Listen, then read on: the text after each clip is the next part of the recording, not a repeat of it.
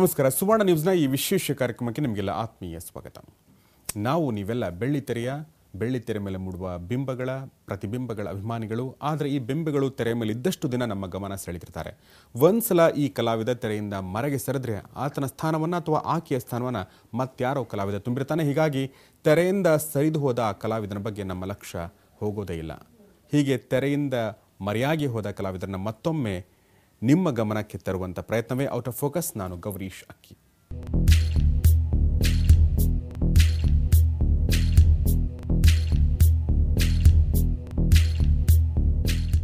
ಹಾಗಾದರೆ ಬನ್ನಿ ಇವತ್ತಿನ ಸಂಚಿಕೆನ ಆರಂಭಿಸೋಣ ಈ ಒಂದು ಹಾಡಿನ ಮೂಲಕ. ಈ ಹಾಡನ್ನು ನೋಡೋ ಮೂಲಕ ಇವತ್ತಿನ ಸಂಚಿಕೆಯ ನಾಯಕಿಯನ್ನು ಕೂಡ ಪರಿಚಯ ಮಾಡಿಕೊಳ್ಳೋಣ. ಅಮ್ಮ ಲಾಟ್ರಿ ನಿನಗೆ ಹೊಡಿತು, ಲಾಟರಿ ಲಕ್ಷ್ಮಿ ಮನೆಗೆ ಬಂದ್ಲು, ನಿನ್ನ ಆಂಜನೇಯ ಇವ್ರ ಮನೆ ಅಳಿಯ ಚೇಲಾಗೋದ್ ನಮ್ಮ. ಯಾರೋ ಇವರೆಲ್ಲ, ಏನಾಯ್ತು ನಿಂಗೆ? ಹೀಗೊಂದು ಮಾತಿದೆ, ರಾಮಾಯಣ ನಡಿಬೇಕಾದ್ರೆ ರಾಮ ಎಷ್ಟು ಕಾರಣನೋ ರಾವಣ ಕೂಡ ಅಷ್ಟೇ ಕಾರಣ. ಅದೇ ರೀತಿ ಕೌರವರು ಇಲ್ಲದೆ ಇದ್ದರೆ ಮಹಾಭಾರತ ನಡೀತಾನೆ ಇರಲ್ಲ. ಅಂದರೆ ಒಂದು ಚಿತ್ರಕ್ಕಾಗಲಿ ಅಥವಾ ಒಂದು ಕಾವ್ಯಕ್ಕಾಗಲಿ ಖಳನಾಯಕ ಅತ್ಯಂತ ಮುಖ್ಯ, ಖಳನಾಯಕಿ ಕೂಡ. ಸೊ ಕನ್ನಡ ಚಿತ್ರರಂಗ ಕಂಡ ಖಳನಾಯಕಿ ಅಥವಾ ಲೇಡಿ ವಿಲನ್ಗಳ ಪೈಕಿ ಅತ್ಯಂತ ಮುಖ್ಯವಾದವರು ಸತ್ಯಭಾಮ. ಎಲ್ಲಿ ಹೋದ್ರು ಈ ಸತ್ಯಭಾಮ ಅಂತ ಹುಡುಕೊಂಡು ಹೊರಟಾಗ ನಮಗೆ ಸಿಕ್ಕರು ಕೂಡ ಅವರು. ಆದರೆ ಅವರನ್ನು ಭೇಟಿ ಆಗೋಕ್ಕೆ ಮುಂಚೆ ಅವರು ಮಾಡಿದ ಸಾಧನೆ, ಅವರ ಚಿತ್ರಗಳನ್ನು ಒಂದ್ಸಲ ನೋಡ್ಕೊಂಬರೋಣ.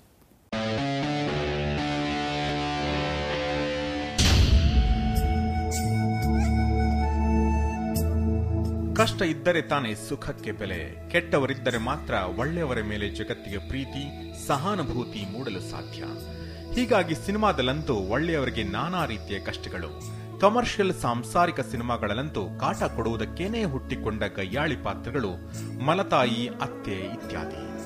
ಕನ್ನಡ ಚಿತ್ರರಂಗದ ಅಂಥ ಅತ್ತೆ ಮಲತಾಯಿಯಾಗಿ ಮೆರೆದ ನಟಿ ಸತ್ಯಭಾಮ.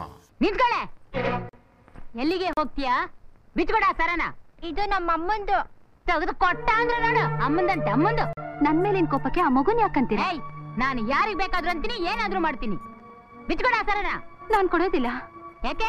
ನನ್ ತಾಯಿ ಜ್ಞಾಪಕಕ್ಕಿರೋದು ಇದೊಂದೇ. ನಿಮ್ಮ ತಾಯಿನೇ ನೆಗದು ಬಿದ್ದು ಹೋದ್ಮೇಲೆ ಆ ಸರಕ್ಕೆ ಯಾಕೆ ಹೇಳ್ತೀಯಾ? ತಕೊಡು. ಬೇಕಾದ್ರೆ ನನ್ ಪ್ರಾಣ ತಗೊಳ್ಳಿ, ಈ ಸರ ಮಾತ್ರ ಕೊಡೋದಿಲ್ಲ. ಅಯ್ಯ, ರೂಪಾಯಿಗೂ ಬೆಲೆ ಬಾಳ್ದಿರೋ ನಿನ್ನ ಪ್ರಾಣ ಯಾವಳಿಗೆ ಬೇಕು? ಕೊಡೆ. ತಗೊಳ್ಳಿ ಅಳಿ ಅಂದ್ರೆ ಇದನ್ನ ತಗೊಂಡು ಹೋಗಿ ನಿಮ್ಮ ಕಾರ್ಯನ ನಿರ್ವಿಘ್ನವಾಗಿ ನೆರವೇರಿಸಿ.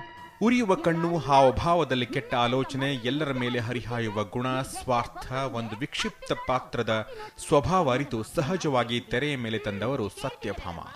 ಎಷ್ಟು ಲಕ್ಷ ಖರ್ಚಾದ್ರೂ ಪರವಾಗಿಲ್ಲ, ಬೆಳಗಾಗೋ ಹೊತ್ತಿಗೆ ನಮ್ಮ ಮಧುನ ಬಿಡುಗಡೆ ಮಾಡಿಸಲೇಬೇಕು. ಅದಕ್ಕೆ ಅವರ ಗಡಸು ಧ್ವನಿ, ಘಟವಾಣಿ ದೇಹ ಸಹಕರಿಸಿತು ಕೂಡ. ಪ್ರೇಕ್ಷಕ ಮನಸಾರೆ ಬೈದುಕೊಳ್ಳುತ್ತಲೇ ಈ ಪಾತ್ರವನ್ನು ಒಪ್ಪಿಕೊಂಡ. ಇಂಥ ಪಾತ್ರಗಳನ್ನು ಸೃಷ್ಟಿಸಿದ ಕನ್ನಡ ಚಿತ್ರರಂಗದ ಕಥೆಗಾರ ಸತ್ಯಭಾಮ ಎಂಬ ಪ್ರತಿಭೆಯನ್ನು ತೆರೆಯ ಮೇಲೆ ಮನಸಾರೆ ಮೆರೆಸಿದ. ನೀವು ಕಾಫಿ ಕುಡಿತೀರಾ? ಬೇಡ ಬೇಡ ಬಿಡಿ. ಹಾಗೆ ಮಧುಮಗಳು ಒಂದ್ ಮಾತು ಕೇಳ್ಬಿಡಿ. ಏನಮ್ಮ, ಕಾಫಿ ಕುಡಿತೀಯಾ? ಕಾಫಿ ಬೇಡ, ಬೋರಮ್ಮನ್ ಬೀಟ ಕುಡಿತೀನಿ. ಅದು ಬೋರಮ್ಮನ್ ಮಿಠ ಅಲ್ಲಮ್ಮ, ಬೌರ್ಮಿಠ. ಬೌರ್ಮಿಠ ಅಮ್ಮ, ಪಾಪ ಮಧುಮಗಳಿಗೆ ಬೌರ್ಮಿಠ ತಂದ್ಕೊಡಿ. ಅಮ್ಮ, ಹುಡುಗಿ ಪೆದ್ದು ಅಂತ ಕಾಣುತ್ತೆ. ನೀರಿಗೆ ನಸ್ಯ ಸಕ್ಕರೆ ಬೆರೆಸಿ ತಗೊಂಬ, ಬೋರ್ಮಿಠ ತಾನೇ ಇರುತ್ತೆ. ತರ್ತಾಳೆ. ಅಂದಾಗ ವಿಷಯಕ್ಕೆ ಬರೋಣ.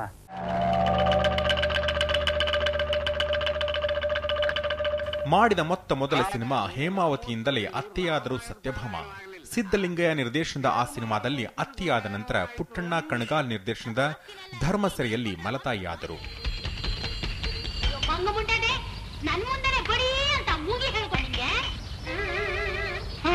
ಮುಂದೆ ಅಂಥ ಪಾತ್ರಗಳಲ್ಲೇ ಮಿಂಚುತ್ತಾ ಇದ್ದಾಗ ಬಂದ ಸುಪ್ರಸಿದ್ಧ ಸಿನಿಮಾ ಭದ್ರಕಾಳಿ. ಮಾಮ ಅಂದ್ರೆ ಮಹಾಲಕ್ಷ್ಮಿನೇ ಮಾತಿಲ್ದೆ ಒಪ್ಕೊಳ್ಳುವಾಗ ಮತ್ತೊಮ್ಮೆ ಕೆಟ್ಟ ಅತ್ತೆಯ ಸಾಕ್ಷಾತ್ ರೂಪ ತಾಳಿದ ಸತ್ಯಭಾಮ ಮುಂದೆ ಹಿಂತಿರುಗಿ ನೋಡಲೇ ಇಲ್ಲ. ಕಾಲು ಸೆಳಿತಾ ಇದೆ, ನೋವು ತಡೆಯಕ್ಕೆ ಆಗ್ತಾ ಇಲ್ಲ. ಇಷ್ಟ ಹೇಳಿದ್ರು ನೋಡ್ತಾ ನಿಂತಿದ್ಯಲ್ಲ, ಹೊಟ್ಟೆ ಕಾಲ. ಅಮ್ಮ, ಅಯ್ಯೋ.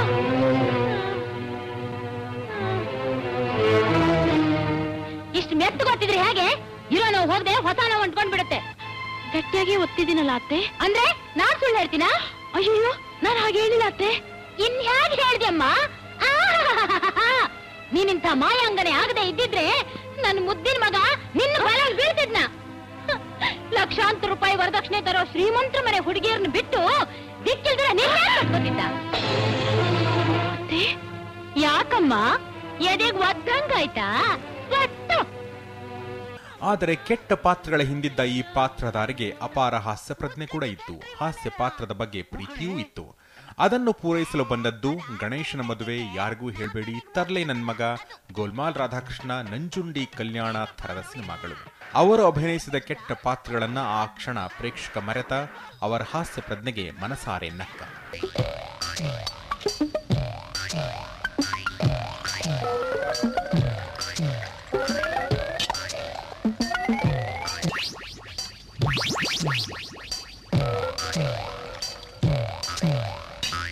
ಅಲ್ಲ, ನೀವಿಬ್ರು ಪೈಪೋಟಿ ಮೇಲೆ ಬರೀ ನೀರ್ ಕುಡಿದು ಹೊಟ್ಟೆ ತುಂಬಿಸ್ಕೊತಿದ್ದೀರಾ? ನಿಜಕ್ಕೂ ಈ ನೀರ್ ತುಂಬಾ ಚೆನ್ನಾಗಿದೆ, ಬೇಕಾದ್ರೆ ನೀವು ಕುಡಿದ್ ನೋಡಿ. ಲೇ ದಡ್ಡಿ, ನಾನು ಆಯುರ್ವೇದಿಕ್ ಔಷಧಿ ತಗೋತಾ ಇರೋದು ಗೊತ್ತಿಲ್ಲ? ಊಟದ ಮಧ್ಯೆ ನೀರ್ ಕುಡಿಬಾರ್ದು.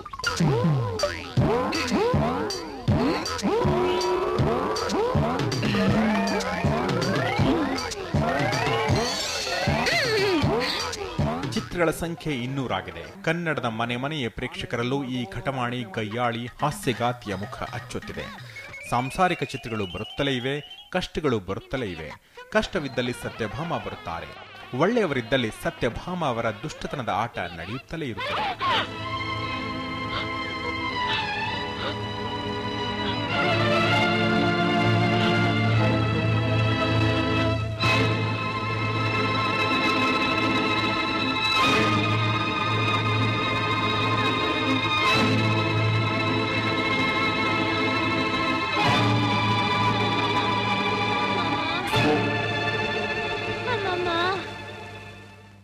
ಇದು ಸತ್ಯಭಾಮ ಅವರ ಸಾಧನೆ, ಅಂದರೆ ಚಿತ್ರರಂಗದ ಸಾಧನೆಯ ಒಂದು ಸಣ್ಣ ಝಲಕ್ ಮಾತ್ರ. ಅವರ ಸಾಧನೆ, ಅವರ ವೇದನೆ ಎಲ್ಲವನ್ನು ತಿಳ್ಕೊಳ್ಳೋಣ ಅವರನ್ನು ಭೇಟಿಯಾಗುವ ಮೂಲಕ ಚಿಕ್ಕದೊಂದು ಬ್ರೇಕ್ನ ನಂತರ.